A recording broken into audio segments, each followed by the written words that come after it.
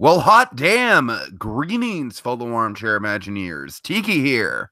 And BlueDragonFive. And welcome to our annual San Diego Comic-Con recap. Duh!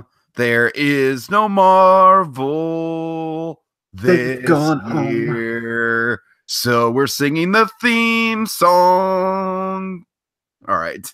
I'm terribly sorry for that. That was very ill thought out. I know that was awful.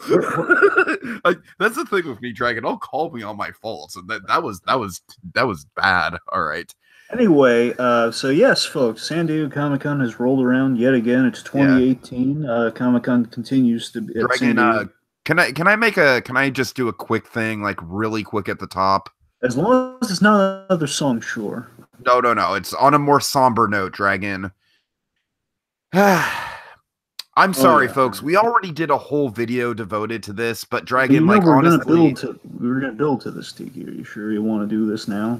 I kind of want to dedicate the whole podcast to it, in all honesty, if that's okay with you.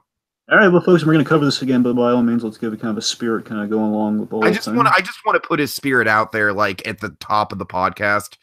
Folks, this podcast, and honestly, like from here on out, pretty much every podcast about geek culture, because geek culture is never going to be the same without him, is going to be devoted to the dearly departed John Schnepp. Because Dragon, Comic-Con was not the same without him. And the thing of it is, Dragon, the thing that breaks my heart every time I think about how cool this Comic-Con was, because this is legitimately one of the best Comic-Cons I've covered, honestly, in terms of just the sheer amount of trailers and everything.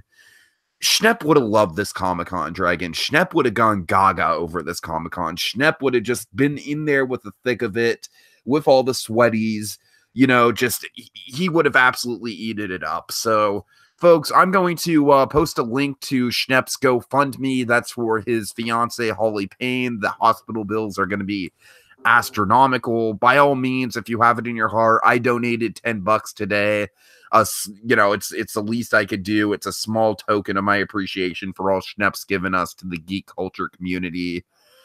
And also I'm going to post a link in the video description to John Campia's eulogy on Schnepp. Dragon, I recommend you watch that as well if you've got a half hour to spare, because it's beautifully worded, and it just kind of, Dragon, there's stuff in there that kind of sums up Schnepp's career in the from the broadcasting side of things that you probably don't know about. So I'd recommend you look into that. So folks, like I said, it's just like, I still can't believe he's gone. It's one of those celebrity deaths where it's like every time I think about it, it just bums me out. Now, folks, I could be reading into this, but I noticed that before it had not been like this. On Amazon, they now, I would like to think, in honor of John Schnepp, they made a Comic-Con episode for A Fan's Hope available on Amazon Prime, so people can watch that. And the movie opens up with Schnepp at the very top of it. And I had mentioned, I was thinking about it since his passing, and, you know, I've been watching it. It's like, you know, it's kind of a nice little reminder of all the wonderful stuff that kind of Schnepp made possible. And of course, you know, without that, you know, you kind of get Schnepp in a documentary, and of course, down the line, he makes his own documentary. And again, I've mentioned this before, it's kind of like a Comic-Con sandwich, kind of a tragic Comic-Con sandwich with John Schnepp, where, you know, he was in kind of this thing about Comic-Con culture. And of course, he, you know, made something that a movie that starts with him, you know, going around Comic-Con, people in Superman shirts asking how they feel about the character, or Nick Cage Superman. You basically did this thing. Folks, this year, of course, is Superman's 80th anniversary, and it makes you think about the death of Superman Lives, what happened even more so. I watched it. I watched it 3 times. Now 3 times, not just because I'd forgotten the movie. Obviously, I hadn't. But I watched it once because it's been a while. I watched the second time with the commentary on, with Schnepp, Holly, and the whole gang who made the movie. And the third time, I need to buy it just for the commentary. I need to get that. And the third time with Schnepp's solo commentary, which again, it's him kind of get a little bit more personal about about stuff about the making of the film, and it's important. And of course, the tragedy, the kind of the tragic bone of it all here, folks. That we have yet another Comic-Con that he was unable to to make it to. But I mean, he was there in spirit, man. And Kevin, we're gonna get to there. Like he was there, Dragon. He was there. He will be at every Comic-Con. You know what I mean? He was there, and here's something. Well, I'm going to tease here, folks. We do have some.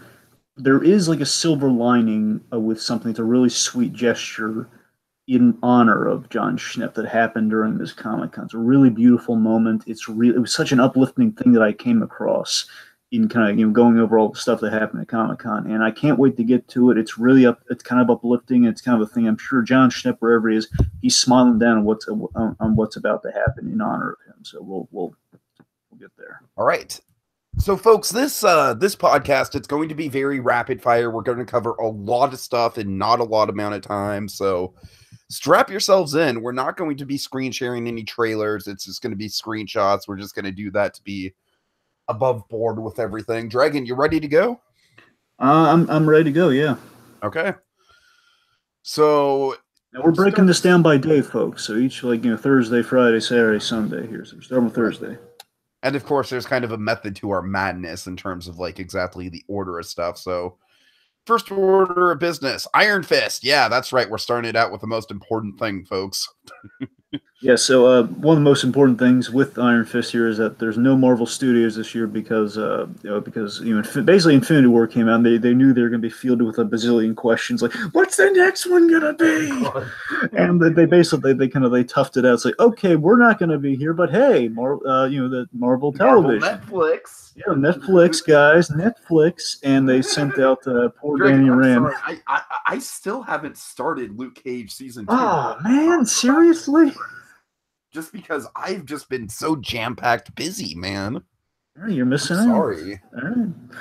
Anyway, and by busy, I mean playing like 10 hours of Octopath Traveler. But now that makes it less understandable, right there. you picked a game about what, an octopus over Luke Cage. You know nothing. You know nothing. You're right. I know nothing. It's called Octopath because there's 8 characters with 8 different storylines. I got a compelling follow-up versus on the game. Anyway, getting back on point. So yes, Marvel Netflix was there to kind of carry the Marvel bag. I feel bad for that. Again, I don't know what the panel was like if they were feeling with all the sorts of like, how is Iron Fist reacting to post-Infinity War MCU? Oh, God, right. I don't know, but we did get a lot of firm details about Iron Fist, though, which is really refreshing. So, start off, some Iron Fist, here's what we know. Iron Fist Season 2 will be coming out September 7th of this year. We had this neon sign that was kind of teased as kind of the main poster image, where you'll notice we keep shifting from the Iron Fist logo to kind of the red steel serpent logo, which confirms that the thing that we set up in Season 1, Iron Fist's archenemy, is going to come to fruition this season. Davos, so the steel serpent, kind of that's what the wings make the dragon. The steel serpent is basically what the dragon minus the wings. That's kind of the gag there. So the point is, so Davos is going to be a huge important factor this season. They had some footage of him fighting the steel serpent, and the point behind that was that they wanted to show that one of the biggest complaints of the first season was, aside from Danny's character, was the fighting. Finn Jones he was kind of thrown into the fighting on Season 1, which through Defenders and going forward he's learned how to fight now, but in that first season they had to cut away from him fighting. So like they showed, okay folks, the action scenes are a lot better, he knows how to fight now. Yeah, and just really quick on the trailer we got, what I like about it is it's very Heroes for Hire-esque, you know what I mean? What trailer? You mean you've seen the footage? No, I mean like the quick like 1 minute thing that we got, like the tease. Right. I agree with that.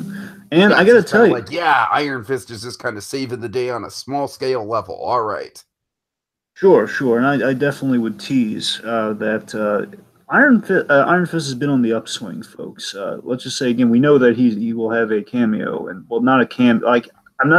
Cameo is not the right word. It's just say Danny Rand makes an appearance, and it just shows you that Iron Fist is on an upswing. He's gotten better with Luke Cage and Defenders, and of course him showing up in Luke Cage. It's like they've been readjusting the character. Danny Rand's on the path of. I have faith in Season 2, is what I'm saying. Uh-huh. Based on what we've been doing with him in the other Netflix shows. So again, aside from the Steel Serpent, the other big announcement. So aside from the Steel Serpent, we have another villain confirmed, a cool villain, a villain I've been waiting for in the Netflix shows.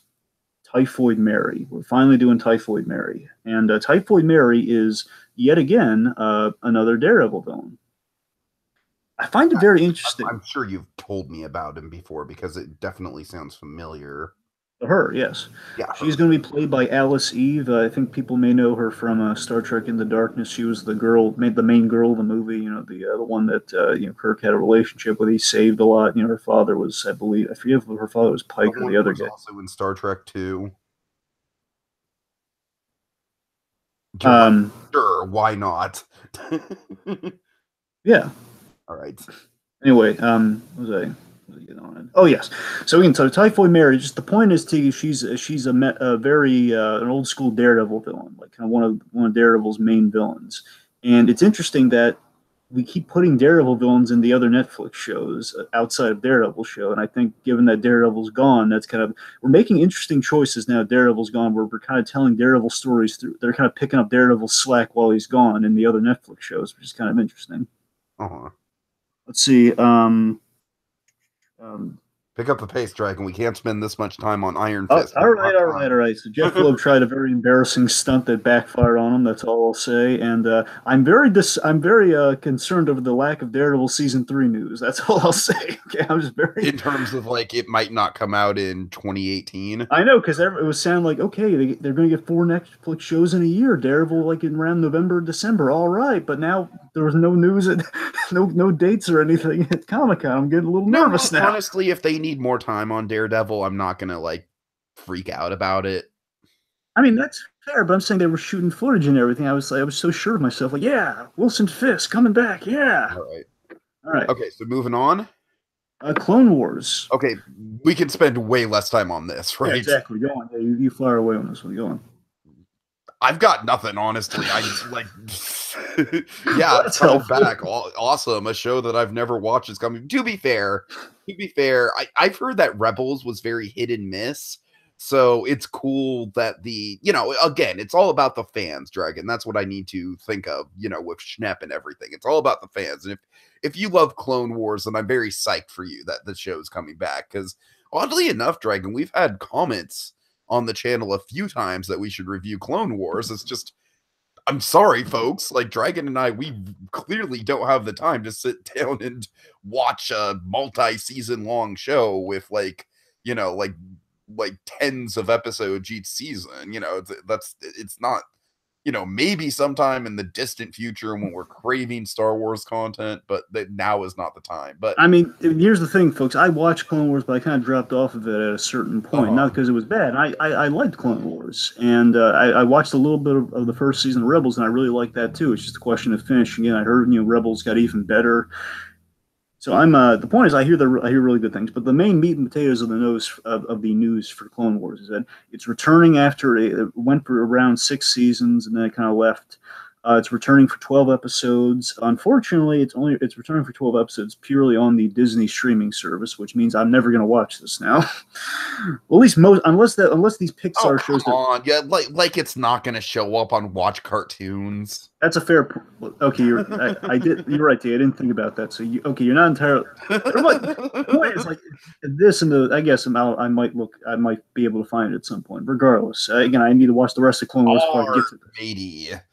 I need to get to the rest of Clone Wars first before I get to that. So we'll see. Yeah. My point is, so again, come back for 12 episodes.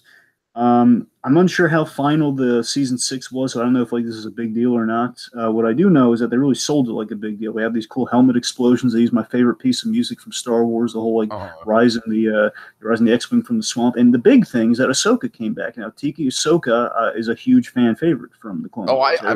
I'm aware, which is just that still kind of blows my mind because when I first saw her in the pilot movie that somehow went theatrical, I hated her, Dragon. Oh, trust me, she got a lot better. I mean, I liked her in that, but I thought she was fine in that, but I mean, she got even better as the show went on. Trust me. I trust you. And she's definitely one of those characters I would love to see realized in live action, honestly. Oh, certainly. And Tiki, some stuff in Rebels they brought her back in Rebels, and she had the whole, now we had a fully fledged Darth Vader, so it's kind of like her in the aftermath of everything in the prequels, which is really cool. Like Kevin Smith, he kept breaking down, crying, talking about a scene between Ahsoka and Darth Vader. It was so cool. Damn. Okay, let's move on from Clone Wars to Titans. Fuck Batman. Okay, let's not bury. I guess bury in the lead. Dragon, this show looks like a goddamn train wreck, man. And I'm not opposed to what your thought process is on that, Tiki. So here's the thing. So I heard bad things about this trailer. I was reluctant to even watch it. I had to sit down and watch it, and yikes. Just yikes. So you're not. I don't really think you're that far off, Tiki. Is that the Titans of the show? It's going to be on the DC. How off is it that Raven is the least edgy of the edgelords? That is pretty trippy. I'm going to give you that. It's pretty trippy. I'll admit. But here's the thing. So so Titans is going to be a part of the DC streaming service, which again, I'm iffy on if I'm going to partake in that one because again, the other shows sound a lot more compelling than this one. But my point is, the Teen Titans show on paper sounds like a brilliant idea, but the marketing for this before this trailer was really selling me. Like they showed Robin in the suit and everything. The suit looks great. Again, I think the actor looks like he might be good in the role. But here's the thing. And again, they're all in like really, for the most part, they're all in very faithful costumes. Like Beast Boy, it's the costume he wore. Starfire's design. I'm gonna get there. For the most part, like Robin and Beast Boy look pretty on the money in regards to the costume, specifically Robin. Beast Boy looks fine, certainly. Honestly, and Boy, like we didn't see much of him, but he didn't even really look like an edgelord. Sure. And again, Beast Boy's usually the levity on the team. So, my point is, so it looks like they're selling the show on Robin, which is basically where my interest lies. I'm going to be honest. Like the whole Haley Circus opening and everything that seemed kind of cool. And here's the main story they're selling. The main story holds my interest is the main story of it was probably going to be Dick Grayson. They're going to show Dick Grayson go from Robin to Nightwing, and the Teen Titans being his way of getting from point A to point B, which is a good idea. And again, like I know for the Teen Titans animated show, I assume maybe in some point in the comics they had the whole the good Teen Titans animated show, folks. Let's be serious. They had the whole Robin stops a crook, and they say, "Wait, aren't you supposed to be with?" And he cuts him off before he says, Batman. And that's where they're getting this edgy version of that scene from. By the way, getting it from the Teen Titans animated show, most likely. Mm-hmm.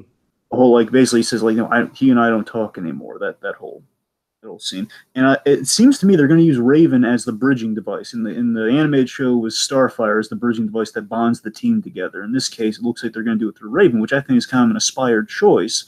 But here are the things I'm unsure about.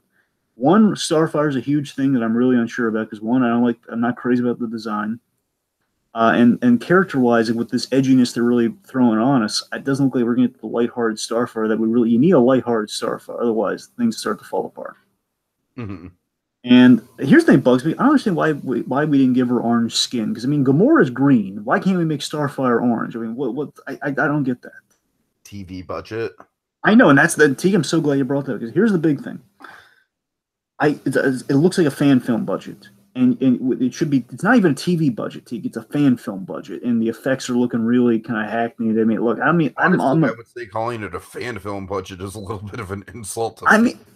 I know, that's the thing. I say a fan film budget in regards to your goal as a TV show is to try to surpass fan films, and fan films are very impressive things, and it looks like a cheap fan film. I guess that's the way to properly phrase it. It's a cheap looking fan film. And again, I love fan films, folks. It's just this is a bad version of a fan film for a TV budget, what they're trying to do. I am saying this trailer did not build confidence in the whole Batman thing. It's they're overcompensating, and basically what they're doing with that is they're doing the one thing that the MCU Netflix shows have not done yet. Have basically a prominent character drop the F-bomb.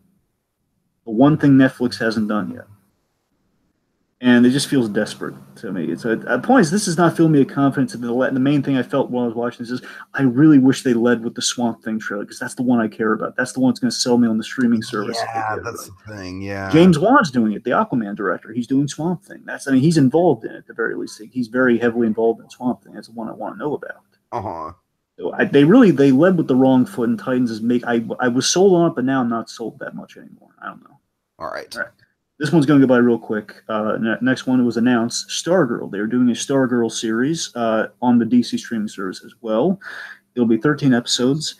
It is not likely to be the CW version. That has not been confirmed nor denied. I doubt it, because again, they're doing like a kind of a separate thing with the DC streaming service. All you need to know, Tiki, is that Stargirl is she's a Jeff Johns character. Now, what we've had with it's funny, there's a theme of Jeff Johns all throughout this Comic Con, because all the DC stuff in the movies is based off Jeff Johns stuff too. All of the new movies come at Aquaman and Shazam. It's all Jeff Johns influence. Yeah, right. And which means we're going to get it's DC making a smart move when we stick to Jeff Johns. That's my main point. And Jeff Johns, I didn't know about this. He based this character off of the Stargirl character off of his sister who died in a plane explosion. Really? Which I think is real. I never knew this about the character until I really had to look into it, because I've seen Stargirl and things like that. Just like the animated show, she was Unlimited. She was in an episode. And, she's a good character, by the way. It's her and her stepdad. Her stepdad's in a mech suit. It's like a red, white, and blue robot kind of costume, like an Iron Man suit essentially. And it's kind of a fresh and fun concept. So this could really work. If they're lucky, it could be like their Captain Marvel, or more accurately, like their next Supergirl. I mean, if they're lucky, Stargirl's interesting. I'm hoping for this show. I really am. Okay. All right, next. Yes. Okay. All right, folks. Yeah, you start us off.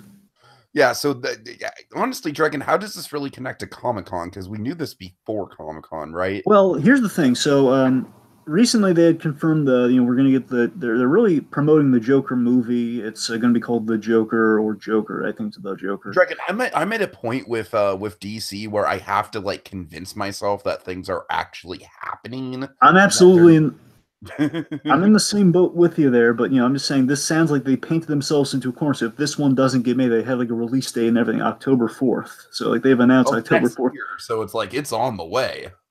I'm just saying that's what they've said. I mean, if they change their minds on this, it's going to be really embarrassing for them, more so than usual. But here's why here's why we're covering the news. So we knew Joaquin Phoenix was cast as the Joker, which hopefully he'll look like the Joker you see on screen, folks. And that's why I've seen with a lot of fan art him looking exactly like this Joker. And this is a very excellent Joker that's from the Tom King run, the comics. Mm-hmm.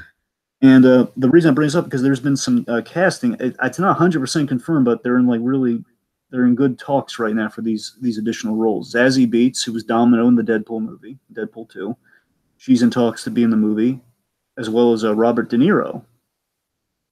De Niro's in talks for the movie, not as Carmine Falcone, but most likely as a mobster of some kind. But again, we don't know. These two actors are in talks for the movie. Mm-hmm. So I'm hopeful about it. We haven't really talked about the Joker movie at all. So I mean, Dragon, I have two words for you that really sell me on the Joker movie, and those two words are smaller scale. Yes, it's going to be for a lower budget, kind of like the Deadpool movie was. So I mean, Dragon, that honestly, to me, that's music to my ears for the DC stuff. Because if there's one word that I can describe the DC stuff so far, it's overbloated. Nate Productions makes an excellent point here. He says, but I need to hear the laugh before I'm sold on it. He's excited for it, but he needs to hear that laugh. That's the X factor. I mean, I totally hear you. Again, if they can do if all the fan art they're making of him, just basically Joaquin Phoenix just with green hair and that white paint, like very minimal lipstick, they can do that with the Joker. I'm going to be wowed. I'd love if they made him look like the Tom King Joker, and they do that take on it. That's a really great, scary Joker that Tom King has. Anyway. Or on that some other time. Let's get to something that connects to the Joker. Yes, folks. So if you love the Joker, Dragon, boy, do we have a web series for you.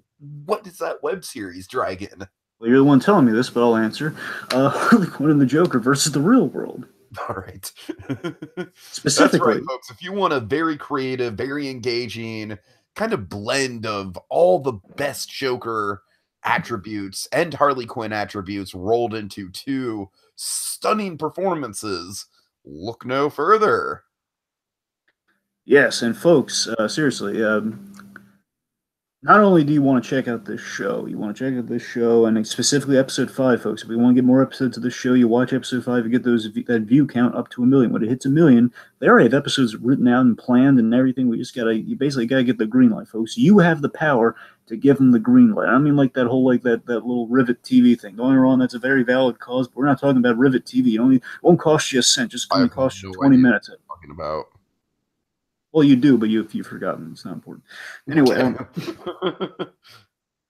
Anyway, what was I going on about? Oh, yes. So, folks, it won't even cost you anything. You just gotta watch it. Dedicate 20 minutes at a time. Rewatch it if you can. Just watch it, get those views up, so we can get more episodes. You got 6, 7 planned, and even stuff even further down the line. But 6 and 7 sound amazing. They teased on the community page. Just visit Just Giggle It in general, and visiting Just Giggle It in general, I'm sure you smart audience members have seen Watching You. Yes, yes. Another show by Just Giggle It, which is very good. We've seen the extended pilot broken up into parts, and as you see before you, we have a really great kind of Comic-Con-esque development that happened recently. The actress before you here on the left, her name is Ellie. Is either Elle or Ellie Lamont. Miss Lamont here, she plays a character named Denise, who has a very good role in Watching. It's a brief role, but it's a very memorable role where she basically kind of puts our character his arc into play. And this young actress here, she's gone up in the world since Watching. Watching You is an excellent web series, and that's kind of great. That's like acting stripped away from just kind of like your big Hollywood productions. Like it's acting at its finest, man. And now she's hit the big times. She's gone a long way in this little crazy little world of ours now, and she's going to be in a Robert Rodriguez movie, Alita. I think it's Alita or Alita. It's Alita. Alita. Sorry, Alita. I keep thinking of Code Lyoko, and I think Alita. So Alita, Battle Angel, and this is based on a manga, and I believe it's a manga and an anime. They adapted the manga and the anime, so the point is it's based on a Japanese product. So it was directed by Robert Rodriguez. I believe James Cameron has some involvement in this. I think he's producing it. So it's basically Robert Rodriguez. She plays the character named Screwhead that you see before you here, kind of the cybernetic assassin with the knives for hands. Looks really cool. Robert Rodriguez has like a love of characters with a detachable weapon limbs that can be weaponized. So he's kind of have a as a thrill for that. And honestly, the trailer looks really good. Just kind of briefly go over here because technically it wasn't in Comic-Con, but it's kind of Comic-Con inspired. It looks very impressive. I'm not sure I'm going to see it in theaters, but I got time to stew on it. It's definitely worth checking out though and watching. It looks very impressive. What do you think? Yeah, Dragon, I'm less familiar with the Comic-Con trailer, but I get the first trailer at almost every movie I go to, weirdly enough. To tell you the truth, the vibe I get from it is very Valerian and the City of a Thousand Planets. Okay. Which is to say, it looks like an interesting and impressive artistic vision. I'm just not sure how narratively they're going to pull it off. That's the thing I'm always skeptical about with sci-fi movies like this. Has a phenomenal cast, though, because we got Mahershala Ali, we got Christoph Waltz, we got Ed Skrein. Sure. Yeah, Ed Skrein is another cybernetic bad guy. It all looks very impressive. So I'm pulling for her. I'm sure she's going to do an excellent job, and I'll be checking it out at some point. In theaters, I don't know quite yet. We'll see. Okay. All right. So next up. Yes. Next up, we have folks. Of course, this year marks Breaking Bad's 10th anniversary. Dragon, I hope this is 10 years from the premiere of the show and not 10 years from the finale. Because if it's 10 years from the finale, I'm going to be feeling really old. No, it's 5 years since the finale, Tiki. Okay. Anyway, the point is that this Breaking Bad this year marks not only The Dark Knight's 10th anniversary, yes. It marks Breaking Bad's 10th anniversary. And Conan O'Brien, he's here. My complaint with San Diego Comic-Con is that they really haven't covered it like they have in previous years, like a televised coverage. They don't really have like stuff on the internet, but even that, like you never have clips or anything. Like there's always people on the outside just talking about what they've seen. I really wish they could dial that in and do like proper coverage, trailers and such, and like actually show the footage. That's just my own little pipe dream, I guess, with Comic-Con. But Conan O'Brien. Not only did they have a panel, but Conan had like a thing where he had all the cast on. They talked with him and everything about the 10-year anniversary and such. It was really nice.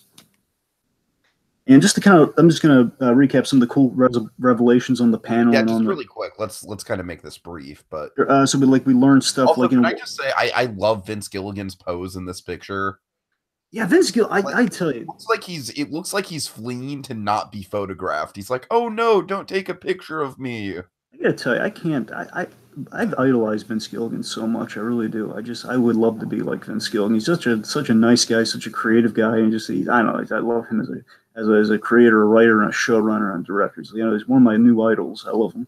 All right. I've been kind of sitting on that for a while. I just want to kind of get it out there. So, like I said, just let's kind of bullet All right. point this really quick. Okay, so like we learned stuff like Walt Jr. was pitched to die at some point. Aaron Paul, he brought his little girl out in a hazmat suit, which is adorable. They're teasing Walt and Jesse in the future of Better Call Saul, not season 4, but in the future of that. They're saying not season 4. Whether that happens or not, we'll see. And Cranston had pranked Aaron Paul all throughout Breaking Bad about, especially in the first season, about him getting killed off, which was hilarious.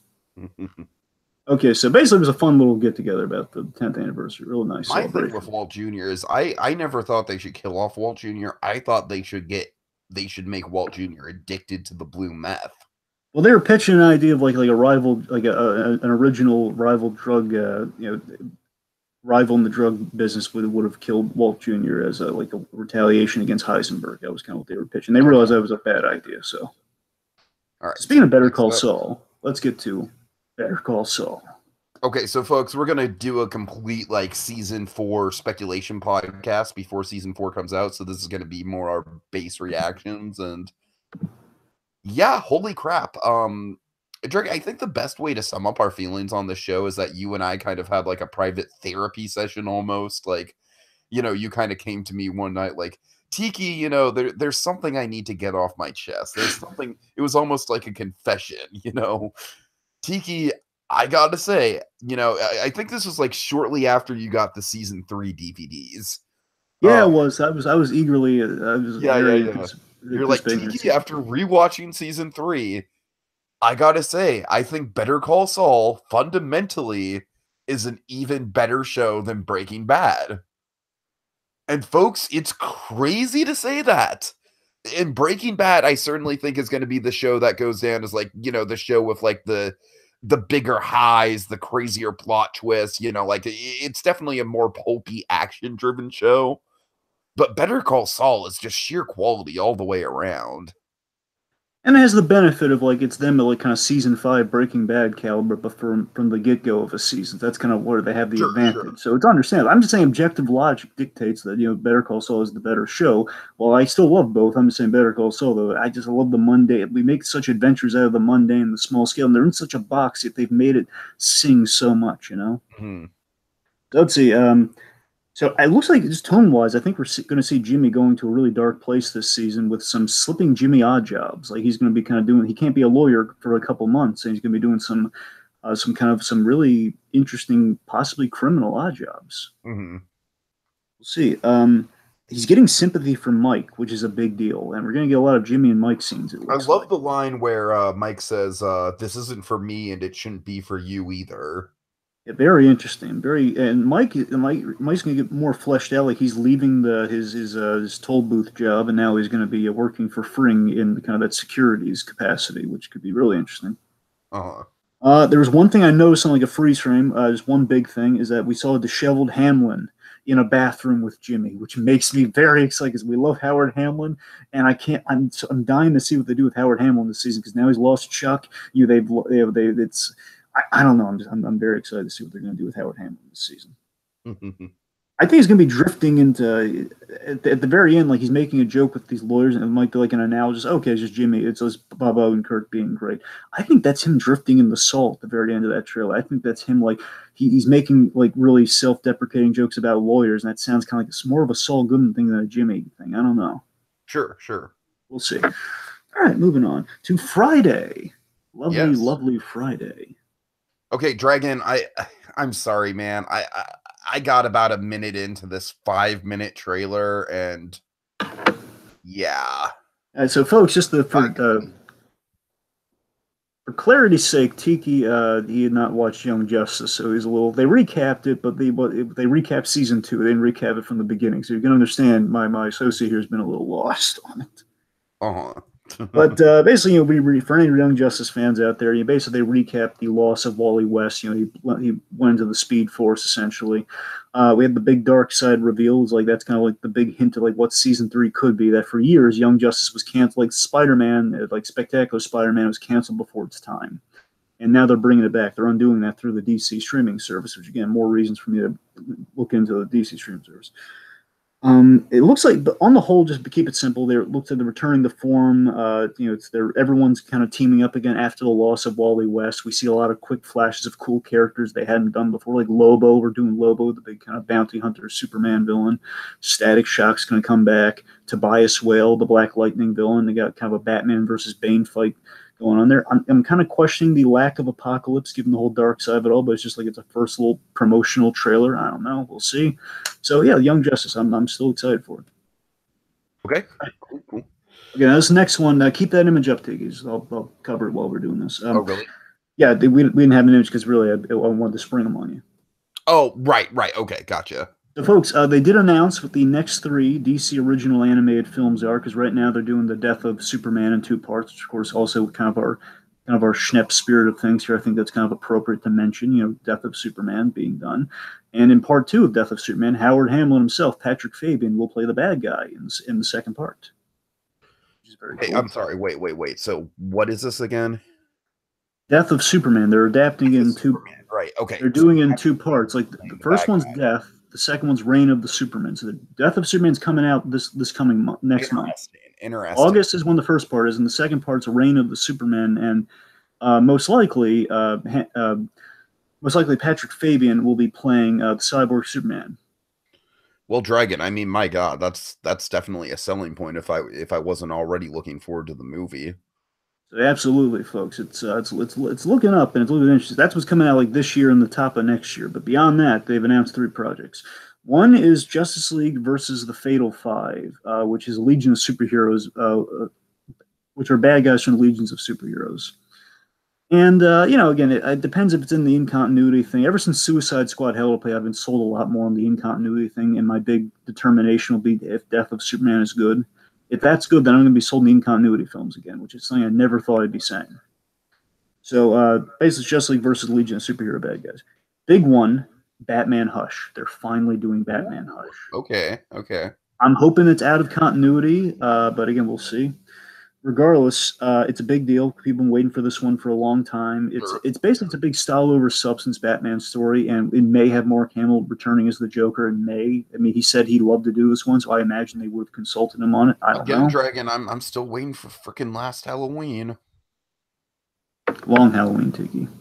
Long Halloween. I'm so sorry. I'm so sorry. Wow. So honestly, with Hush, I think the plans for last Halloween. I need to refine them with you so we can make them better for next year. I'm sorry. Anyway, so I think the best case scenario is we do like a Gotham by Gaslight or like an Under the Red Hood thing where we basically rework the story, because that's the problem with that. It looks beautiful, it's cool, like on the character we use, like every Batman character, and we do this new guy Hush. But if we can get the story better, that's the thing. If we can improve the story, I think they'll work even better. Okay, like a Red Hood thing. So, Wonder Woman Bloodlines. Sorry. Root image. Okay. Okay, so Wonder Woman Bloodlines is the last one that's been announced, because this has been coming out in 2019. It is a Wonder Woman film kind of tying into the new Wonder Woman movie that will be coming out in 2019. I don't know if it's going to be original or in the in-continuity frame, but the important thing is that Wonder Woman hasn't gotten an animated solo movie in 10 years. This will be like next year, we'll make it like a 10th anniversary since that Wonder Woman movie I showed you came out, Tiki. Remember? Yeah. So it's a big deal for her, so I'm rooting for it. Okay, nice. now we get to the next thing. So, okay. Dragon, are you ready for me to get nitpicky as all hell? I have barely anything to say about this, so go on. Okay, I'm excited for this. I just think this was a lousy trailer. Well, here's the thing. It's not even a trailer. For one specific reason. What? Like, why do they have so many scenes where it's like, we clearly see the characters' mouths moving, we clearly see that there's dialogue, but we don't get the dialogue? Dragon, that's so lazy to me. I mean, I think it's less. I don't think they intentionally made a bad trilogy. I think what is it? It's like a work in progress reel, and that's what they put, and that's all they really have at the moment. They didn't want to. It's not actually a trailer. It's just like a work in progress thing, but they sold it as a trailer, which was a mistake. I guess, yeah, they sold it as a trailer, and to me, I guess that makes sense that it is a work in progress. That very much does make sense, because I don't know. To me, it felt very awkwardly cut together, and look, I'm not the biggest Invader Zim fan. Sandy and Jacob are like way more like super fans of it than I am, but I appreciate Invader Zim for what it is, and I'll definitely be checking out this movie when it comes out. I don't know, Dragon. Like I said, it's got an odd pace to it. It's weirdly cut together. It feels unfinished in a way, but it still looks good. Like, I love the animation style to it. I love that this very much looks like a movie version of Invader Zim. I think the point you're trying to make is that it's not like we saw like a scene from Hey Arnold the Jungle movie, and that worked wonders at Comic-Con, where we don't have the same effect with this, and that probably would have helped this, because this is gonna be like a 66-minute special essentially. Okay, I guess, like, do they not have any Richard Horowitz dialogue recorded for this? Like, not even a laugh or anything?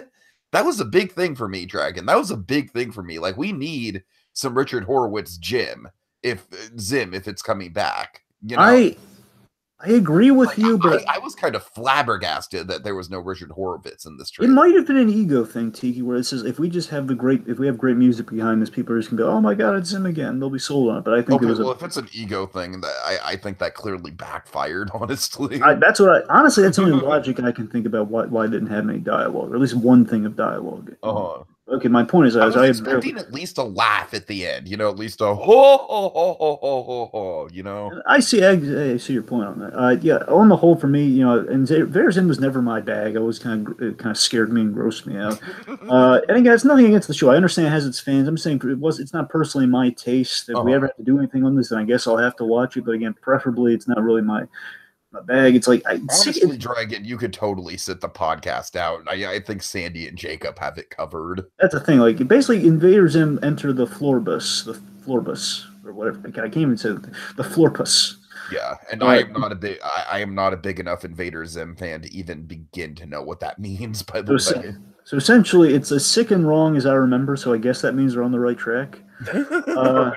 It looks like Dibs put through the ringer. They have like various forms of Dib that look really each more horrific than the last. That's pretty much all I have to say on it.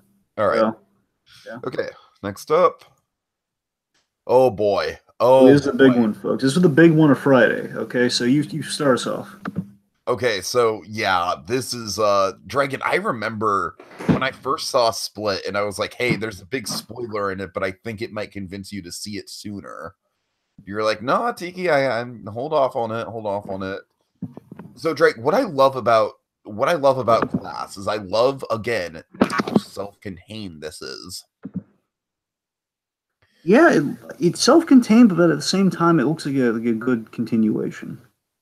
Absolutely, and I love how it's kind of playing with the classic Shyamalan, like, you know, like, okay, like, is it in these people's heads? Like, we've clearly seen in the actual movie that, you know, at the very least in Split's part, at the very least, like, you know, and even the psychiatrist acknowledges, like, look, yeah, I know you have multiple personalities. I don't know, Dragon. I really like everything about this. I'm loving the dynamic between the main leads. I'm loving the color palette, kind of the pastels and everything. And just generally speaking, I'm proud of Shyamalan, man. I am. I'm proud that Shyamalan's name isn't sullied anymore. It's always good to see a filmmaker make a comeback. It seems like I'm not the first to say this, but it really does seem like Shyamalan's take on like a cinematic universe or superhero sequels, and it seems like an intelligent take on it. You know, we see the evolution of superhero delusions.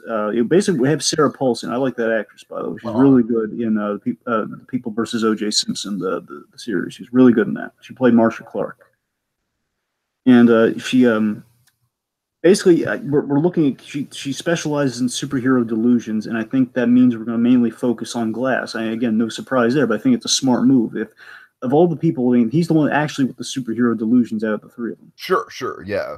So that implies to me, like, my worry is that Glass might not be the focus, but of course, I mean, I have faith in Shyamalan. He's going to make Glass the focus. I'm saying that's the worst case scenario. Like, we follow Dunn while Glass is just he's in there because he needs to be in there. Which I have faith that's not going to happen. I think we're in good shape there. I think what's going to happen, as per the trailers, that Glass is going to be manipulating the Beast to do his bidding, kind of like either like a Kingpin from Daredevil thing, where famously the Kingpin would come up with villains for Spider-Man and Daredevil to fight. so he wouldn't have to, which feels kind of like he's a master manipulator type like that, but still have the menace of like a big guy. A lot of people make the Batman Joker comparison. By all means, that can still that's still very, he's the cerebral guy, he's the physical guy.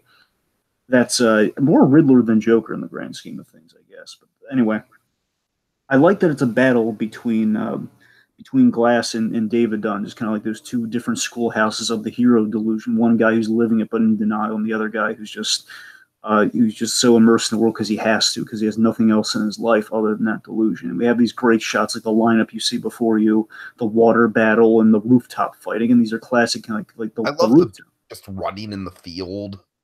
Yeah, like, I mean, James McAvoy. I don't know how James McAvoy does it, but I mean, he looks so jacked, man. So this shows a lot of potential, and it's very well directed. I'm definitely checking this one out. All right, cool. Okay. Oh god. All right. Saturday. Godzilla!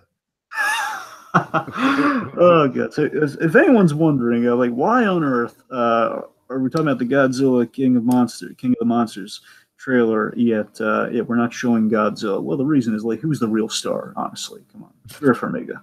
Okay, here's the thing, Dragon. Here's the thing. Like, I've heard the internet, like, generally speaking, I think this is one of the big stars of Comic-Con. People do really like this trailer, but generally speaking, one of the big things that people are pointing out is that Vera Farmiga sounds like she's spouting, quite frankly, a bunch of cockamamie.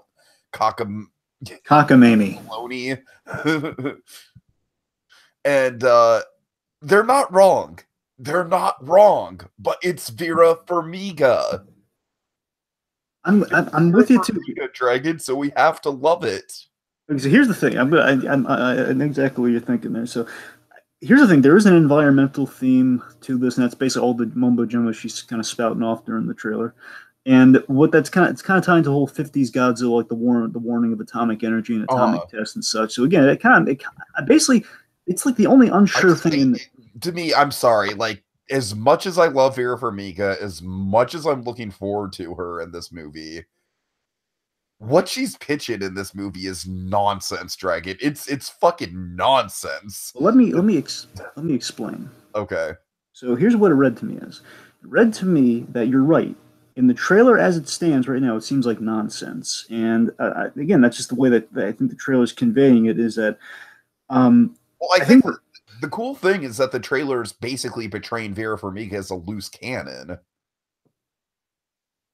Possibly. What it reads to me, we don't have all the information. That's why none of this is making sense. That's what it reads to me, is because right now it just seems like what we're seeing is, okay, she wants to, like, let's free the monsters. Let's let them free because it'll help the planet. And I can't logically put two and two together. Which obviously makes no sense. And that's the problem. That's what I'm saying. See, right now, that's the problem. Now, I can only read into it that, I don't know, maybe if, like, because we saw, I think Ghidorah was encased in ice. Like, if we free them from their constraints, then the Earth will, like structurally, it'll be able to, like, get the cogs working again on the planet. But we'd have to let them on. So basically, I think what she's saying to you, and I can only speculate on this. I have no idea, because, again, it makes no sense. There's the only sense I can make out of it, is that for the planet to go on, we have to free these dormant structures and free these monsters, aside from Godzilla. And basically hope that the faith that we put in Godzilla, and this her gimmick is that she can communicate through echolocation, essentially. Like, she can, like, do she can communicate, like, she calls it, like, Vera Farmiga, she's so adorable. She calls it, like, she's a DJ for monsters, and I thought, oh my god. And that's what she's been calling it. And as a DJ for monsters, essentially, the hope is that she can try to reach the monsters and get them on their side, like they have Godzilla on their side, and basically ask them to kill the. They're hoping that natural selection will take its course, and the monsters will fight it out, and Godzilla will be the king of the monsters, and we'll get rid of all the hostiles, and we'll have monsters. We just live with, like, one big monster, and the rest of the world will go on swimming. I think that's the logic, Tiki. You follow me on any of that? I mean, on paper, yes. I'm just saying that's the only logic. Based on this trailer, I can piece together for that, because we're going to see Godzilla, Ghidorah, Mothra, and Rodan. Those are the 4 monsters that are confirmed for this. Briefly, just on the whole, whether she's saying nonsense or not, again, Farmiga, whether it's nonsense, it's a very well executed nonsense. I have, like, we played Claire de Lune, like this beautiful musical choice. Oh my god, I love the musical choice. I love the fact that it's like it's not even necessarily spectacle. It's more so like biblical almost. I know, and again, this biblical music with Farmiga speaking, just for me, it's like music that befits Vera Farmiga. And yes, folks, I know we're very huge Vera Farmiga fans, and if you're not, then you're gonna be scratching your head. Might just be the biggest Vera Farmiga fans on the Like we're in the internet. crowd, and It's and very basically popular. here's It's the very thing. possible. Here's the thing, like we're in the San Diego Comic Con crowd. Imagine this, folks. We're in the Comic Con crowd, and everyone's like, they're the before Godzilla makes his big, his fire breath, his atomic breath appearance. This image appears on screen. Vera Farmiga on this big screen. Like we're the only two guys in the crowd. Yes, there's the real star. Yeah, something. And it's true. We would be doing that. We're not exaggerating. It's true. So anyway, so point is, it looks good. Looks good, and of course, Millie Bobby Brown's going to be in it too. So again, we have like it looks like, honestly, I think your theory is going to come true because it looks like they're trying to reach Mothra when they're on that pier. So I think that's Mothra they're trying to communicate with, which is your big bit where you want to see them as kind of like the two women who like sing the Mothra chant. God. But I'm not saying they're good. They're not going to sing the Mothra chant, but the idea is like the whole echolocation thing will be the Mothra chant. Also, anyway. Kyle Chandler. Yes, the cable who Kyle never Chandler was in Game Night this year, which is still one of my favorite movies of the year. Dragon, you need to check it out when you get a chance. I hope he doesn't. Here's what I'm afraid of now, Tiki. Because the top billing was Vera Farmiga, but then they moved it to Kyle Chandler, then Vera Farmiga. It makes me afraid. Oh, so basically, what you're thinking is like they're gonna pull a fucking Aaron Taylor Johnson. I don't think she's gonna get killed. My fear is Dragon. If they do that, if Kyle Chandler's got like more chemistry in one finger than Aaron Taylor Johnson has in his whole mind, body, and soul. My main fear is that because they keep saying she's going to be kidnapped by an organization. I presume that's the whole Monarch thing, so they can help with the monsters and everything. I presume that's what they mean. But if that's not what they mean, I'm afraid like it's going to be a kidnapping plot. We have to get that doctor back. It's like she's going to be taken out of the equation for the whole movie. It's like, well, she's alive, but she's not in the main plot. Anyway, okay. So that's the point. Is things are looking good for King of Monsters. Hopefully, the plot will make sense. Okay. Next up. Take the lead on this. This is going to go by really, really fast. We're not going to talk about the trailer. I just want to talk about how cool this reveal is. Dragon, I'm sure you don't give a shit, all right? I'm say what it is, you don't give a shit. Fantastic Beast, folks. Go on. This is Nicholas Flamel. Nicholas Flamel is the sorcerer or philosopher, depending on which version of the book you read, from either Sorcerer's Stone or Sorcerer's Apprentice. Or, not Sorcerer's Apprentice. He's a sorcerer, or, like, the first book had two titles. He's either the philosopher or the sorcerer, from Sorcerer's Stone or Philosopher's Stone. Yeah. Which is really cool to me, as a Potter fan. Yeah, Nicholas Flamel. All right. Here we go. Now, folks, we've reached Saturday. And of course, if anyone knows anything about Comic-Con, Saturday is the day that counts. So, let's start with Aquaman. Yeah, here's the thing, Dragon. DC, they know how to put together a good trailer. Whether or not this movie's any good or not, I still have my doubts about. Hot damn, this was a good trailer. Oh, yeah. So again, folks, this trailer was answered. This trailer from the very get-go was doing everything I wanted to see with Aquaman and Justice League.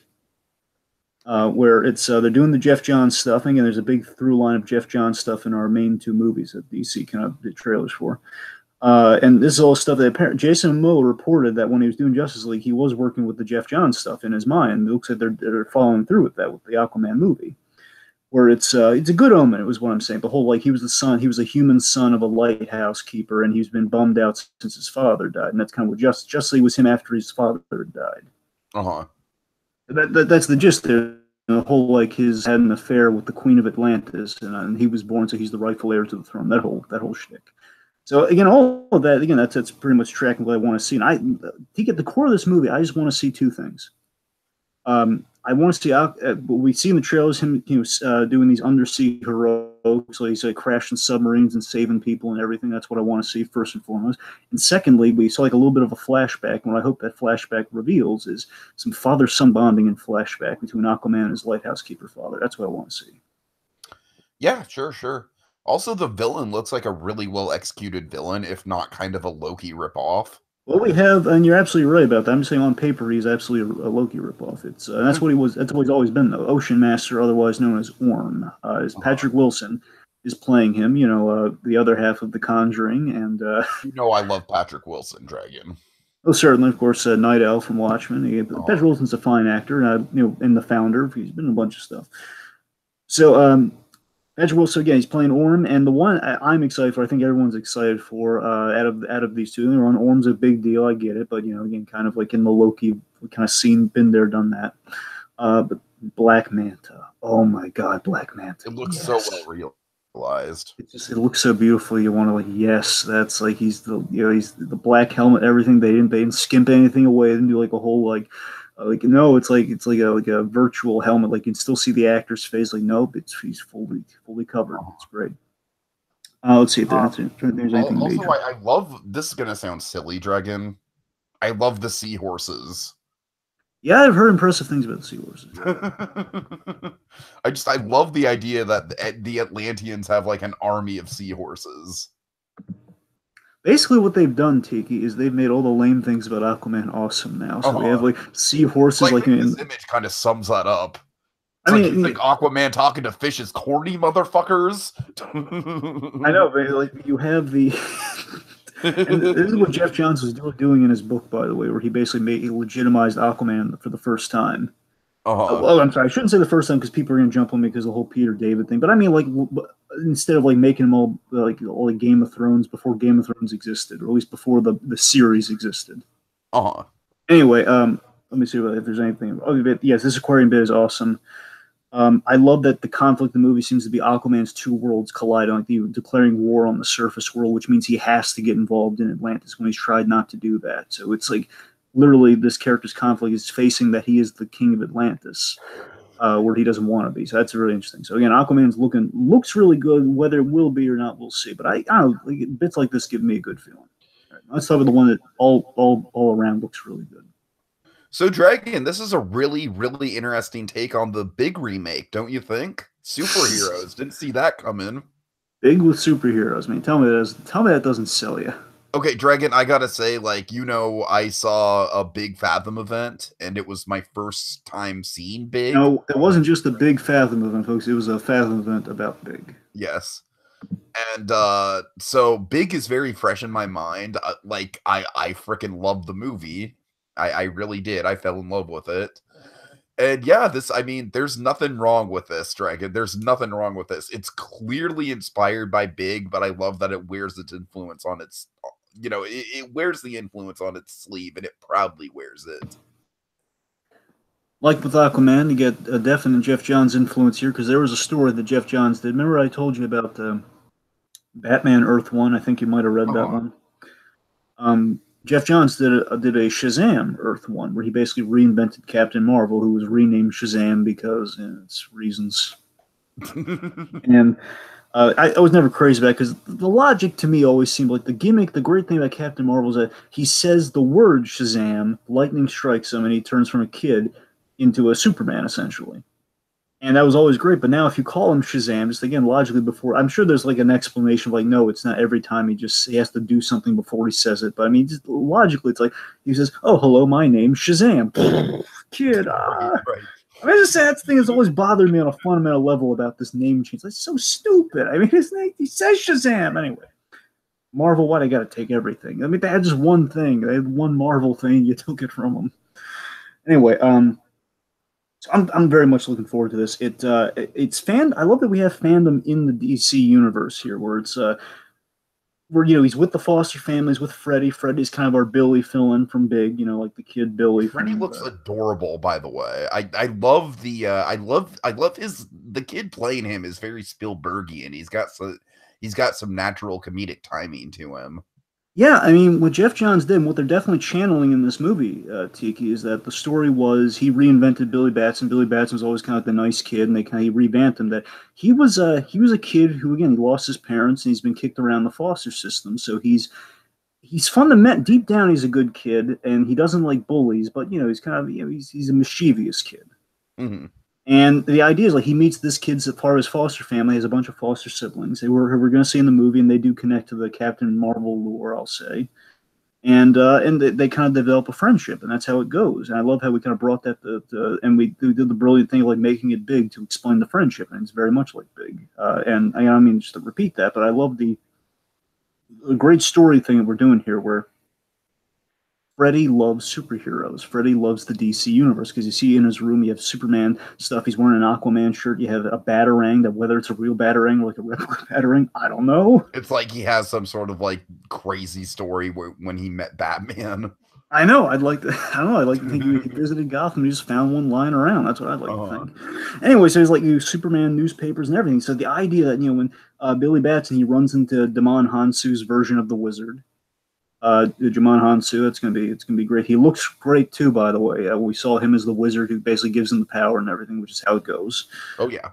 Again, this is all very fantastic, and the idea he's basically turned to a superhero, and now his friend, who's all versed in superheroes, is going to teach him how to be a hero. I think that's great. That's a great premise. I'm so sold. And we have Zachary Levi in the role. He's a good actor. Many people will remember him as Flynn Rider from Tangled. He was Chuck in the show Chuck, and he was even in the Thor movies. He played Fandral. Mm-hmm.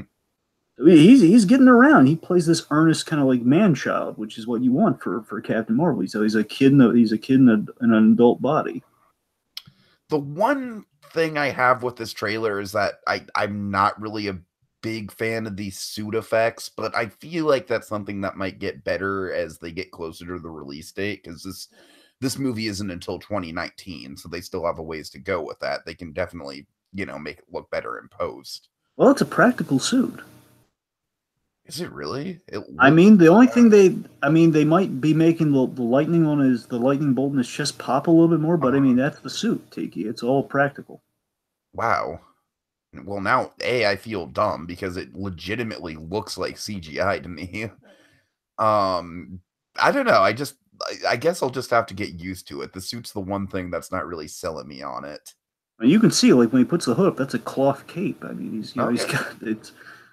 Anyway, yeah. So I mean, the first images I saw of him in the suit just instantly sold me, and everything I've been seeing in this movie is just getting me more and more excited. I enjoy the Captain Marvel character. He's let me see if there's anything major I gotta go here. I love the phone charging, but the phone charging bit in the convenience store save. Like, those are the things like I've been dying to see these in a DC universe film, a DCU film. Like, it's kind of quasi in the DCU now. They're kind of going through that transitional phase. I'm gonna get bogged down with that. The point is, this is all great stuff. It's just such a nice casual business. Your phone's charged and your phone's charged. It's delightful. It's like if you were just a nice guy walking the streets, he's walking around in a costume just doing nice things. Like, that's great. And the whole like wrapping crooks up in Christmas lights and like tossing them out windows. Like, I saved you guys. Sorry about the window. It's like, yes, this is perfect.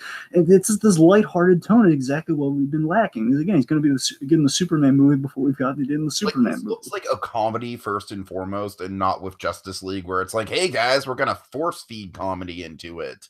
Yeah. So So yeah, I'm. This is the one I'm most looking forward from DC. Well, I'm sorry, short of the one that we got footage of later on. Short of that, this is one of the ones I'm looking most forward to here. Anyway, so speaking of which, let's. I think we might have skipped one. There we go.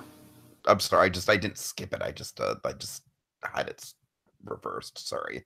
Anyway, yeah, so let's talk about, now, folks, I know this, you're thinking, no, this is not in the footage. Unfortunately, folks, that's the gripe about Comic-Con. You can't find all the footage, and they don't just put it up. I would fucking love if there was a scene like this in the actual movie. And folks, we picked this image because Gal Gadot, she's so wonderful. She visited a children's hospital, and she visited the kids in the costume, and it was wonderful. And there's this image, and folks, this is an image that sums up what I want, what I love about Gal Gadot's Wonder Woman, and what I want in Wonder Woman. Period. This movie seems like we're getting everything I've ever wanted in Wonder Woman, which is two simple things: Wonder Woman in a city saving people and inspiring kids. Yeah. And this image kind of summarizes that here. It's like she's kissing a sick child, man. How beautiful is that? Look at this. Kind of fits into our little running gag about like she's like the Electra's older sister, Gal Gadot, and Elodie Young is like, anyway, like the mischievous little sister Elodie Young. And it's like, that's a rabbit hole we don't want to go down. Just yeah.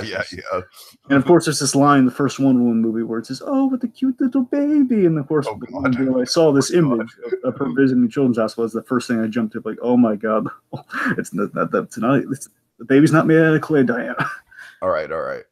So anyway, so I'm dying to see this footage. I'm so sold in the movie.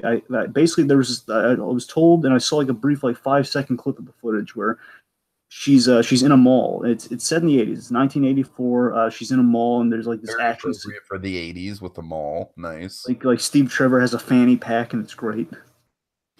Now, Dragon, how the You're keeping it close. Explain the Steve Trevor thing to me. And that's the thing, Tiki. It's a mystery. Like Patty Jenkins is keeping it close to the chest. Like whether it's going to be in the Wonder Woman TV series in the 70s. The gimmick was they had the same actor playing Steve Trevor, but he was like the descendant of Steve Trevor. Now they're either going that way. They might be going like a hallucination thing. They might be making it like it's not a hallucination. Another thing, the big fan favorite theory that like you're saying they might be going the Dennis Leary ghost route, essentially. I mean, it's not my first choice. I'm just saying I'm working on all possibilities. And the one that everyone would love to happen, myself included, Mark Bernardin came up with, was that it's the Martian Manhunter shape-shifting into Steve Trevor. Ooh, yes, please. My favorite theory, and I absolutely would love that to happen. So, I mean, that's the one I think we're all pulling for. But anyway, getting back to the point is like an action scene where basically there's a gunman in a mall and she's saving people in the mall, and she wraps the guy up in a lasso and like she jumps off like one of the layers of the like you have like all these different floors of a mall. Like she jumps like it crashes through the glass little guardrail, and it's like she's pulling the guy down to the other level. It's oh my god, it's awesome. So, and also, there's rumors of like some there might be some invisible plane. We might begin some invisible plane in the next movie. Invisible plane. There's an image of her kind of sitting. It's either her during wire work or she's like sitting in like a plane. Basically, she's sitting in nothing. And Dragon, I feel like Black Panther, if anything, showed us how to do an invisible plane. I know. I'm so into this movie because this is the one. The Wonder Woman's a good character, but I'm always so tired of seeing the Amazon Island, doing the origin with the Amazon Island, doing her fighting gods. And don't get me wrong, that was great. That was done wonderfully in the first Wonder Woman movie. That's the origin movie. That's fine. But I've always been dying to see this. What they're flirting with like doing. If they play their cards right, this could basically be the Spider-Man 2 for Wonder Woman. Tiki, that is all I want with Wonder Woman. Really, that's what I want. And they're doing Cheetah, her very iconic villain. If it's not her arch enemy, then her Captain Cold, like the most iconic villain for her. You know, that's what Cheetah is going to be, played by Kirsten Wiig. So the point is, I'm so sold on Wonder Woman. That's coming next year along with Shazam. So 2019 is going to be a really good year for DC. I get it. Yeah, 2019 is shaping up to be a really I think this summer as a whole. I don't know if you agree with me. I think this summer as a whole has been kind of a drag. Outside of we've got our Deadpools, we've got our Incredibles 2, but really outside of that, it's Infinity War. I don't know. I don't think it's a good comparison, Tiki. It's like, oh yeah, sure, aside from Incredibles 2 and Deadpool 2 and Infinity War, Well, yeah, but then for all those, we have some train wrecks. Chewbacca? I'm not going to say that every time. All right. The point is, we still got 3 really great ones during the summer. I don't know if we want to split hairs. Anyway. It's like I have to explain how basic communication works. All right. Fucking Dragon. I hate that movie more every day. I really do. I really think you're blowing it. See, here's the thing. Our dichotomy with Solo is he's focused on. I'm focused on like this beautiful little romance they have between Han and Kira. Man, it's so nice. I keep thinking like I'm focused on all like the fan service fucking nonsense that just drags that movie into the ground. I just think the fan service is kind of cute and like, oh, isn't that nice? And he's just all like, oh. Okay, I don't want to derail this conversation, but you can't like that nickname bit. You can't. I refuse to let you like that nickname bit. Okay, first of all, you don't refuse to let me do anything. Secondly, no, look, it's not my. I'm saying between that and between the whole like the guard naming him Solo. That was also fucking stupid. I'm saying like I just don't harp on that as much because other people on the internet do. I'm the champion of the nickname thing being dumb. Anyway, okay, I think we're getting sidetracked here. My point is like I'm the I champion. really do hate that movie, though. I really do. I just live for the moments where, like, Han sees Kira after all these years and he hugs her on instinct. It's like, oh my god, that's so nice. Look at that. All right. I had that music playing. Anyway, okay, so speaking of fandom and the nitpicks and such, let's get something really nice and something that celebrates the spirit of good old John Schnepp. Let's talk about Kevin Smith, specifically his. So, folks, what you see before you is a thing that Kevin Smith's been doing for at least 2 years now, the IMD boat, where he does interviews at San Diego Comic-Con like a yacht that IMDb has, and he basically talks about the special media guest at the Comic-Con. And right now what we have before us is the cast of The Flash. And you'll see Tom Cavanaugh and Grant Gustin there, and the two of them had a project that Kevin Smith did a panel following the screening of Tom Cavanaugh and Grant Gustin's film called Tom and Grant. This basically is a film that the two of them made on their own, and it's the two of them kind of as incompetent bank robbers, and there's like a trailer for it. And unfortunately, again, they screened the whole movie, which I would have loved to see, but it sounds hilarious.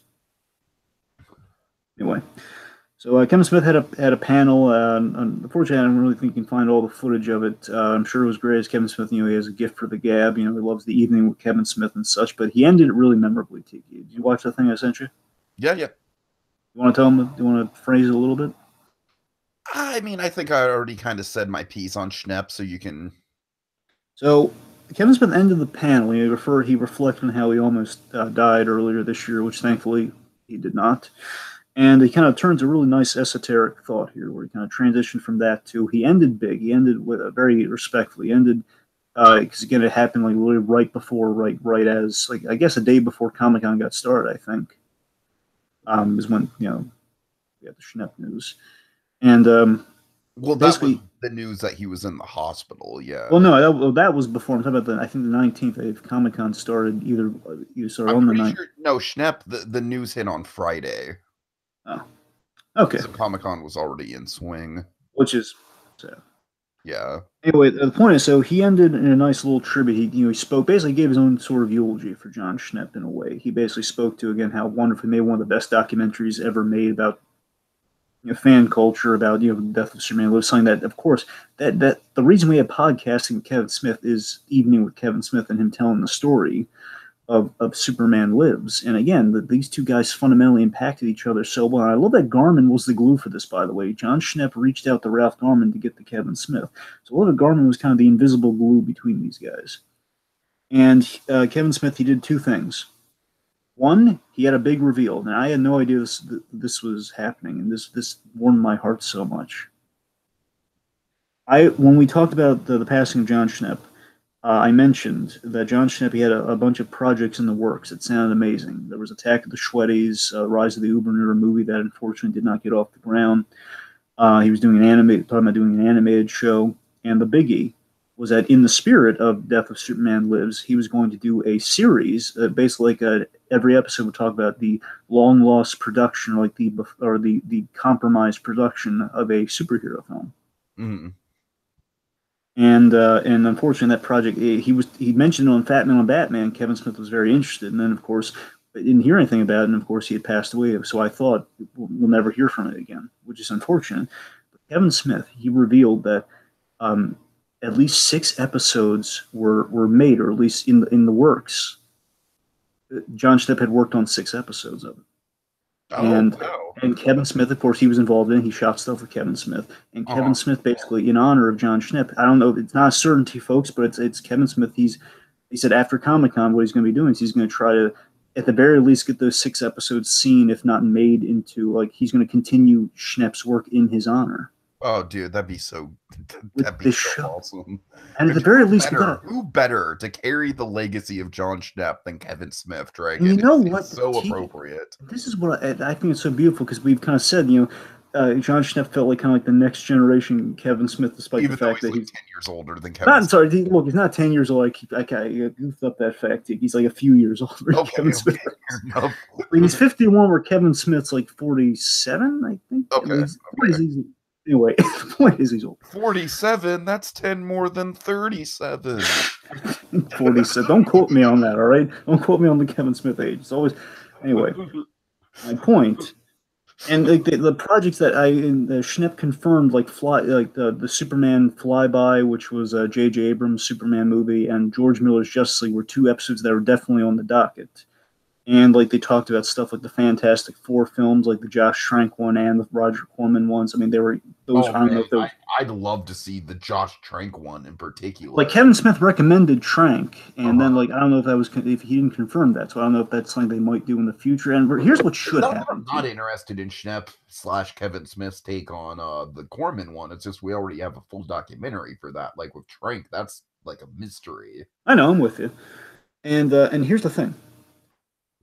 So AMC they canceled Comic Book Men this year, and they did it in like a non-aggressive way. They had to because it was a production cost thing. So they couldn't afford to keep it on. The numbers weren't there. Uh-huh. And Kevin Smith didn't play. It wasn't like a personal thing at all. And Kevin just joked about it. He was really light about it.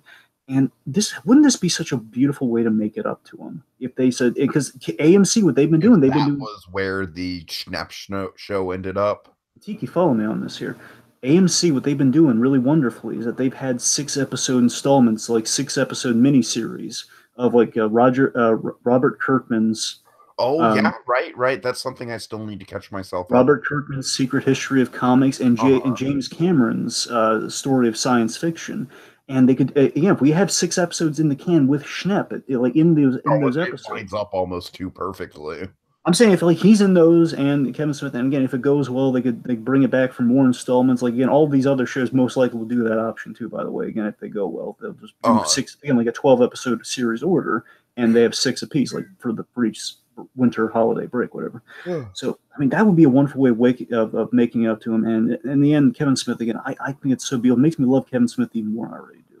That's such an honorable move, man. I was like, that's the only silver lining you can have with the death of John Schnepp. He's going to be remembered, and we might have something committed, like honoring the last project that the man was working on. You know. Mm-hmm. And Kevin Smith, he ended the panel with a moment of silence for John Schnepp. All right. Okay. Next up, Sunday. Real brief, folks. Sunday. Okay, so Steven Universe is getting a TV movie.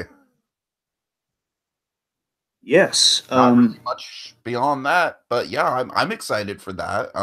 Also, they sprung a surprise episode on us too, which kind of threw off our whole podcasting schedule. And that was funny because it was right after like I was kind of cockily like, "Dragon, send me the next 6 Christmas in July. So I'm gonna get this. I'm gonna get this podcast schedule nailed down." Oh yeah. All right. So, there's also a panel which I recommend you check out, Tiki, because they had all the voice actors on for the panel, and Dee Dee Mango. I got to see Dee Dee Mango kind of doing the Pearl voice in front of everybody, which was it was great. Oh man, she was even dancing a little bit. It was Pearl, kind of funky Pearl. Adorable. Let's see. Also, there was this great like donut thing where basically there's a donut display where it's like Steven's face done like different like top donuts, and they had like a cake that was a donut cake. It was like all donuts, man. It was beautiful. Uh-huh. All right, so aside from getting a bonus episode, we got the movie news, and we had this great. It was like this brief little, basically what you see before, you folks. It was like a brief little announcement teaser where you had this really eerie, creepy music that I was found really fascinating. And we had this very scary silhouette of like a gem that we've never seen before. It's gonna be like a TV movie, folks. Like I'm guessing it's White Diamond. Well, I might be spoiling something, Tiki, but no, I don't think it's White Diamond. Okay. Yeah, I don't think it's White Diamond. I don't know that for a certain. I don't think it's White. There's been White Diamond leaks. I just haven't looked up to see what they are. All I can say is that this doesn't look like the gem that we see looks like more childlike and more scary. It does not look like White Diamond. Okay.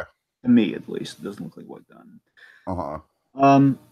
So kind of something more in the style of Aquamarine. Kind of, yeah. I think it's a good approximation. Kind of like, yeah. Okay. It has like pigtails and like stuff. Yeah. So my point is, it's like, yeah, hooray! Steven Universe is going to movie. I wonder if this might be their swan song. I wonder if they're gonna. There was word of a season 6. Now I don't know if they mean they're going to do this as a way of kicking off season 6 in lieu of season 6. I was wondering that. Is it going to be like in between seasons or what? I mean, for all we know, this could be. I'm just going to speculate all the possibilities here. I'll say this because the episode we got implies that either we're absolutely going to need solutions with a movie, or they're going to do season 6 and then the movie will be the big capper, like what Lilo and Stitch did. You know, they had like a series and then they ended with the big movie. Right, yeah. Because I mean, worst case scenario, like Cartoon Network could have like said, we're not doing a season 6, but you're going to get a movie to solve all your stuff. Mm-hmm. We'll see how that goes. All right. All right. Oh, all right. So I guess after Steven Universe, okay, Dragon. I'm terribly sorry. I realized on air that I hadn't watched this trailer yet, even though you wanted me to. Yeah. You wanted me to watch it just for the whole, like, I'm, like, going in blind, not knowing anything about this show, just to hear what the fuck of it all. And there was a little treat for you in it, too, but now you've missed out on it, so... What's the treat? Tell me the treat. Vinnie Jones is coming back in it. Ah, okay. Yeah, he played a character in season 3. It was a neat little character, just like a brief one. They brought him back because they incarcerated him, and Green Arrow's in a prison, so now he's going to be going up against Vinnie Jones. Green Arrow in prison, that's definitely good.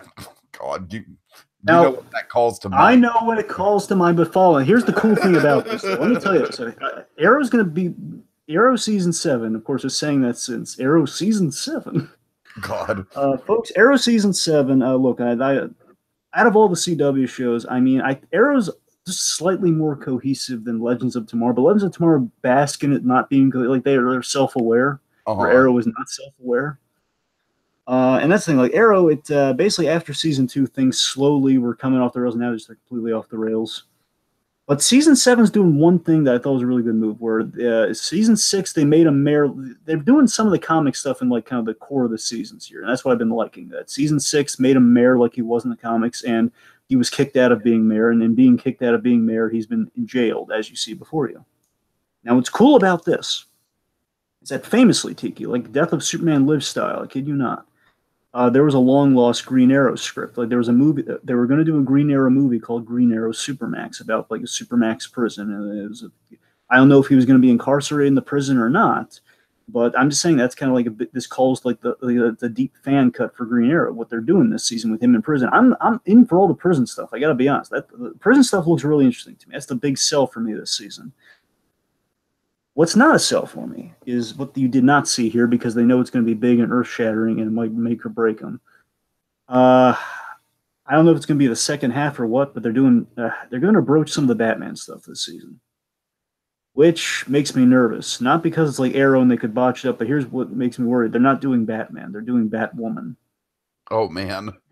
So you can understand my frustration after all this time going to season 7. We're finally we have like these little cheeky references to Gotham, and like they even mentioned Bruce Wayne once. Yet after all this time, season 7, we're going to Gotham, but it's Batwoman, not Batgirl. I'll make that clear, not Batgirl. Batwoman is a character who she has her fan base, and she's okay. I slowly am won over by her. But here's the thing I never liked about her. She kind of reworks. It's like she reworks Bruce Wayne's backstory. Like Bruce Wayne had a cousin, Kathy Kane, and it was I hated that idea. Oh, but man, I can tell the deep resentment in your voice, Dragon. That's the thing. I mean, she's a fine. Here's the thing. She's a fine character, but I don't know. It's like why connect? Like why make her related to Bruce Wayne? It's a dumb idea. The point is, I think Batwoman's a big mistake, and I feel like if you're going to do Gotham, just do it right, all right? Even if it's Batgirl's fine, because, it still connects to Batman. Like, don't make it like this character that's, again, it's not because, like, Batwoman's a famous gay character in the comics. That's another big thing with her. She's an open lesbian character in the comics. I believe she dates Renee Montoya. And that's cool and that's fine, but again, like, why retroactively kind of change fundamental things about Batman's story? And honestly, it's just the character I never got into, just because it's like she's always on the outside of the Bat family because she has guns and like Batman has to okay guns with her, and it just feels really off to me, I know it's like she's really in the animated stuff. She's a pain. Like I never cared for Batwoman, I guess. Anyway, we're doing like a new Archer villain for the umpteenth time. Like, hey, there's a new bad guy with arrows. Wow, groundbreaking. I mean, when you do like the first season did that right, and then like we did it again with season 5. Well, like, hey, Prometheus, he uses arrows, which made more sense, but it's like still like I don't know. It's just... So the point is, the prison stuff looks cool. Everything else just looks like part of the course. So like, okay, arrows just we're spinning our wheels. We don't know what to do. They really should have ended it at 5, but they didn't. Okay. All right. So Okay. moving on to the most surreal thing I've seen since I saw a robot competing on Big Brother. Yes, that's a real thing. To be fair, it's not as surreal as that. Come on. It's not as surreal as that, but it's pretty damn surreal. Folks, what you're seeing before you, is to clarify, no, it's not Ryan Reynolds in the costume per se. That is a Chuck E. Cheese style animatronic dance party of Deadpool with Dragon, what the fuck is going on here, man? What? Just what? Okay, so here, Like, okay, first of all, I love how jankety the Deadpool animatronics movements are. Like, that just adds to the surreal quality.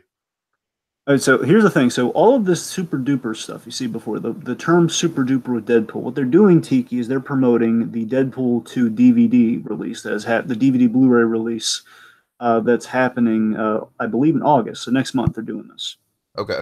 And it has like there's an extended cut. There's gonna be some extra raunchy stuff and like some characters that are making into the movie. Sounds really exciting. I'm really looking forward to it. Nice. And they basically been promoting that because it's like a reason to get like why all the Deadpool 2 stars are at Comic Con. They did a panel and everything, which is cool. And they had to justify why they're there, so they're kind of promoting the DVD. And while they're promoting that, they had like they had some fun Deadpool viral marketing as you do, and this is one of those things part of the course. They had a few things. So one they had was just the first thing they had on the day one of Comic Con, I think, was toilet seat covers with Deadpool's face on them. And the gag was this, Tiki. It's hilarious. You had on like the bathrooms or like on like a wall of the bathrooms. It said like, "That's right, Fox. This is all Fox was willing to pay for this year." With us, basically saying that they were going to be so they cheaped out on Deadpool at Comic Con this year. So, like buy the DVD, and it was on a seat cover. It said Deadpool 2 Super Duper Edition, DVD, Blu-ray, whatever. It was one of the hilarious viral marketing there, and then they did this like another. It's like a whole display. It's like a show you go to on the side. They were like on the hour, I guess wherever. I don't know how often it plays. They have the Dolly Parton 9 to 5 song play. Even Country Bears. We're talking Chuck E. Cheese, Rundown. They are crappy rundown Chuck E. Cheese animatronics. So that you would say you'd say they achieved it. No, I'm serious. Like they are actual Chuck E. Cheese characters. Oh, get out of here, Tiki. I think we've. No, I'm serious. I think somehow we've lost the image, Tiki. Oh, weird, huh? Anyway. Yes, completely. All right. Actually, anyway, I think it's Chuck E. Cheese. I think it's more obscure than that. Let me That's entirely possible. Like, I'm sorry. Keep talking. I'm looking it up really quick. Sure. So yes, I suppose that's completely possible. But yeah, I mean, it's a little 9 to 5 show, and Ryan Reynolds is kind of bantering with the crowd as this real jankety Deadpool doesn't even dance. I think that's the hilarious thing. It's called Super Duper. It's an ironic thing. Like he doesn't even really dance. Like he moves his arm a little bit. It's just hilarious. It's just random viral marketing for Deadpool for the DVD. Oh, it's a Rockafire Explosion Band. Oh, which is something that predates Chuck E. Cheese. What's even trippier is there's a YouTube video that Fox released of like a fully produced music video with these animatronics and everything. Crazy, I know. I think what they confirmed, I think they also one thing that was confirmed at a panel was that Dupinder will be in X-Force. I think it's like the only other relevant thing with Deadpool, really. Okay. I don't know what it is together. We're still kind of going dark on the image here. What? Yeah, I know. It's like I don't know why it's not there. Well, we have one last thing anyway, so I guess it's worse. Yeah. Okay. All right. So, folks, we're going to talk about again. I don't know what's happening, Dragon. I don't know what's going on either. Anyway, so the last thing, folks. So of course, we talk about that's all the kind of the media stuff with Comic Con. We'll talk a little bit about comics here because I mean, John Schnipp talking about comics at Comic Con. To be fair, this is the main news that. I scoff at that, sir. And to be fair, this is the main, this is the big comic news. So at least we're covering something relevant, and by the same token, something I care about, and I mean specifically this thing that the specific thing about comics. No, Dragon. Honestly, I'm glad that we kind of saved this for last because I feel like it kind of ties back to the Schnepp of it all. Because one of the things that John Schnepp did is he got people into reading comics and into comic culture and not just media. I know, it's just Exactly the point I was about to make. Yes, the whole Attack of the Shreddies, the Rise of the Uber was all about the delineation between how fan culture, the comic, comics have influenced the films and vice versa. Now the film industry is influencing the comics. It's going to be really interesting. And so DC is doing this thing called the DC Black Label. And it's going to be it's like an imprint where you have like the Vertigo imprint. You had Marvel has like Marvel Knights and like the Marvel Max stores, like the uncensored comics. This is DC's version of that now. Yeah, And it's going to start. I'm sold on the concept. I really am. The art looks beautiful. It's it could be. It has the potential to go into edgelord territory, but I'm sure they're going to be more tasteful about it than Teen Titans is. Sure. I mean, to be fair, I mean DC's been doing this for years. They just never had like a fancy name to rebrand it under. I mean, again, like Dark Knight Returns, like they've done Elseworlds. That's kind of been the closest we've gotten to something like this, I suppose. Right. I do really like the label though. I like the black label. It's very classy. So they announced roughly 5 stories. I'm just going to run bullet point them here. So we have this one called Three Jokers. So Three Jokers is something that Jeff Johns put in the play. I think he's writing this. I'm not entirely sure because I know he put the idea in the play where in the comics, Batman he asked just like a plot convenience. I'll spare you the details. Basically he's either wearing the Metron chair or something. He was plot convenience to find out what the Joker's true identity, like who is the Joker, like to find out the Joker's origin, like the killing joke of it all. Well, what he got was a response that the Joker is not one person. There are 3 Jokers, and basically 3 Jokers styled after different periods of Joker. Like there's a Brian Bolland Joker. There's like a you have like a killing joke looking Joker. You have and 2 other designs of Joker essentially. The point is like 3 different Jokers, and I think that's what he's going to be talking about. Different forms of Jokers. That'll be interesting to see. Mm-hmm. The main ones, here are the meat and potatoes here, folks. Big one, Superman Year One, which we're going to be talking about as soon as we can, which again apparently might begin, well, not for us, I'm saying the story might begin September 19th, because that's when all of these are going to start hitting the stores. Yeah, Superman Year One is definitely the one I'm stoked for. We'll definitely be covering that for sure, as you said. I didn't know who the artist was on this, and I'm very impressed by who the artist is on this. We have Frank Miller. We have Frank Miller as the writer, which of course could be good or bad news. And we have John Romita Jr. doing the art, which is fantastic news because I love the works of John Romita Jr. And John Romita Jr., he did art for a Frank Miller comic in when they were doing Dark Knight Returns 3, Master Race, which was better than the sequel. And there was this backup. There was like this side comic that was filling the gaps between. Basically, it was a prequel to Dark Knight Returns. It was about the death of Robin. It was really good. And John Romita Jr. did the art style on it. I thought he did an excellent job. So that fills me with confidence that Frank Miller is working with Romita Jr. on this, and I'm hoping it's going to be Miller pulling some original, like pre-crazy hat Frank Miller stuff. That's what my hope is. Okay. All right. Briefly, Wonder Woman. There's going to be a Wonder Woman book. Greg Rucka, kind of the main go-to guy in Wonder Woman. He'll be doing that. Phil Jimenez doing the art. Lee Bermejo and Brian Azzarello will be doing Batman Damned. They're the guys who did the Joker story, which again, basically, we don't have like a Joker solo movie without this book. We possibly don't have the Heath Ledger look of the Joker without that book that these guys did. They did the whole like cut into the smile Joker, the really grim, gritty looking Joker. That's kind of what these guys are famous for. They did like a Batman Christmas story that's really good. So they're coming back to do a story. So this one's going to take full advantage of the whole uncensored, gritty, black label of it all. So if any of these books is going to bridge on that, it's going to be this one. And lastly, the most important, the one I'm most psyched for, called Last Night.